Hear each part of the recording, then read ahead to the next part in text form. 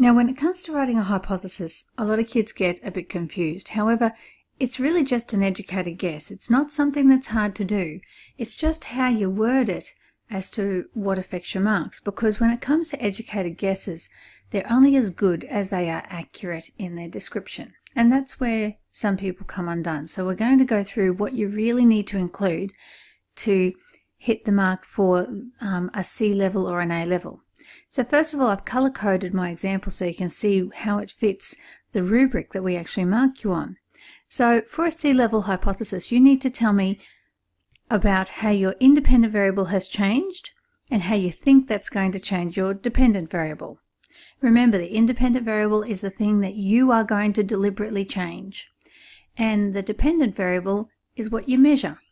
So it's how you changed what you wanted to change and how you think that's going to change your measurements. That's essentially a C-level hypothesis. So let's have a look at my example here. Now, in our car experiment, say you were in the group where you took the rubber mats out to reduce the friction. The way I changed my independent variable was I removed the rubber mats. Sometimes you could even go into a bit more detail to get an A level there, but it's either you have them or you don't when in this example.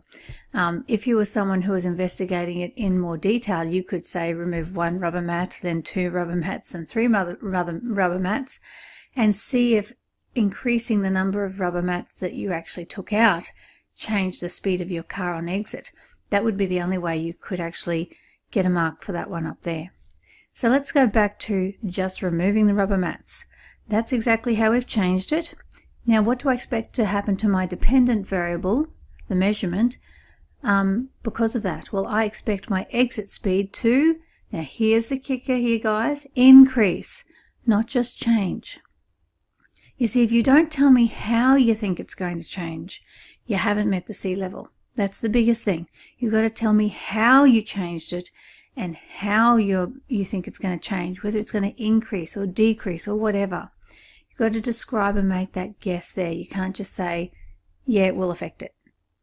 That's the D level response. If you don't tell me exactly how it's going to change, you drop down to a D.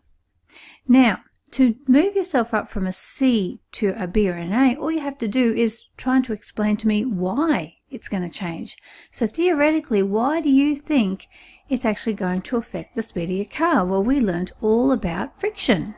So any mention of telling me why theoretically we think it's going to change the speed will help here. So if you include some reasonable scientific explanation, you're actually going to get to the B level on this. So the B level I've added in over here. Because the friction between the wheels and the ramps are reduced. Yep, that gives me a bit of an explanation. That actually puts you up to somewhere in the B level there for giving me a partial explanation that does relate to the theory I taught you. Well done. Now, to really get the A level, you actually have to explain to me in detail how it fits the theory. Okay, so it's not just about friction, it's about what friction then does to energy, because it was the energy we were trying to get out of the car, remember? So this last explanation down here, I'm going to zoom in a little bit here. There we go.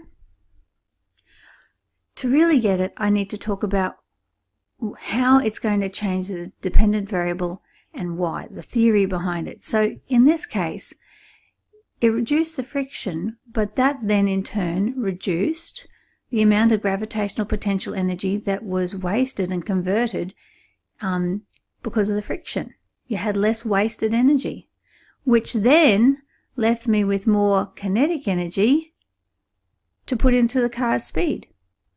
That sort of explanation gets you an A level. So I've literally told you theoretically why I think it's going to increase the car's speed. Friction, reduced friction means reduced wasted energy from the gravitational potential energy, which means more kinetic energy left behind, which means more speed. That's a full A+ response there. So you need to apply this now to whatever project you're doing to see if you can now give me a C to an A level hypothesis. Give it a go.